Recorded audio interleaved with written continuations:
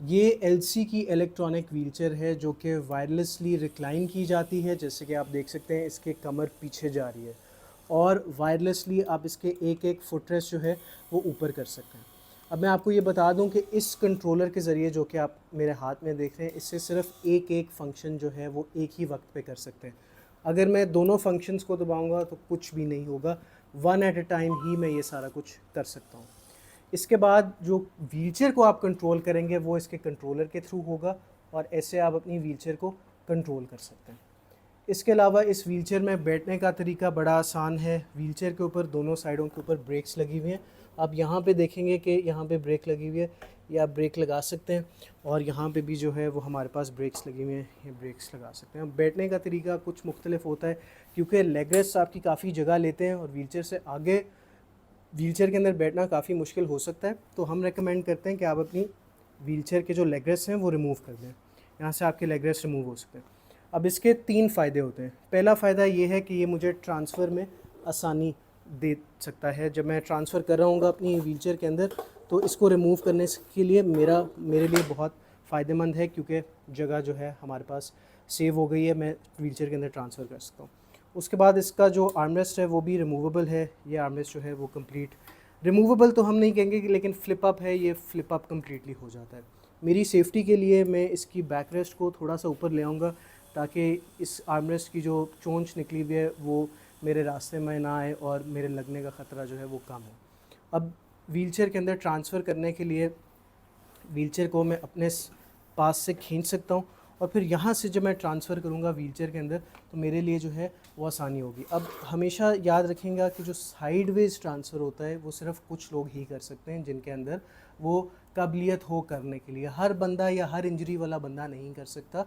ये आप अपने फ़िज़ियोथेरेपिस्ट के साथ ट्रेनिंग ले के जो है वो आप अपने इसके ऊपर प्रैक्टिस कर सकते हैं, और एक्सरसाइज करते करते ये आप कर सकते हैं, या आप किसी केयर गिवर की मदद से भी ट्रांसफ़र कर सकते हैं। सो इस तरह जो है वो आप अपनी व्हीलचेयर के अंदर ट्रांसफ़र कर सकते हैं। इस व्हीलचेयर के अंदर मैं इस वक्त इस रैम्प से रिवर्स में ऊपर जा रहा हूँ, जिसके ज़रिए आपको अंदाज़ा हो गया होगा कि इस व्हीलचेयर की पावर किस तरह की है। इस व्हीलचेयर के अंदर एक EABS ब्रेकिंग सिस्टम होता है, जिसका मतलब ये है कि जब मैं इसकी जॉयस्टिक आगे की तरफ चलाऊंगा और छोड़ दूंगा तो व्हीलचेयर अपनी जगह कायम करके ऑटोमेटिकली रुक जाएगी। इसको एक EABS ब्रेकिंग सिस्टम कहते हैं।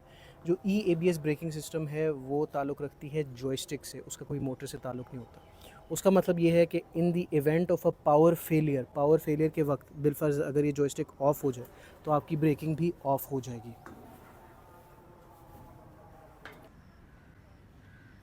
इस व्हीलचेयर को आप आउटडोर रोड्स पे या घास पे या आउटडोर एनवायरनमेंट्स पे इजीली चला सकते हैं।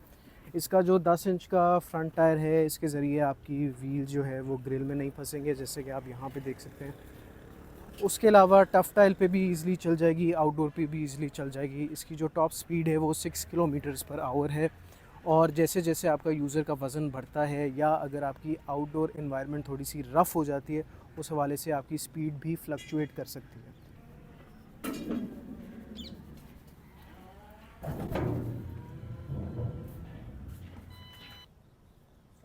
जब ये व्हीलचेयर इलेक्ट्रिक मोड के अंदर होगी तो फिर ये व्हीलचेयर जो है वो फ्रिक्शन कॉज करेगी और इसको चलाना भी बड़ा मुश्किल हो जाएगा। और जैसे कि आप देख सकते हैं कि व्हीलचेयर रेजिस्ट कर रही है और मैं इसको इजीली नहीं चला सकता।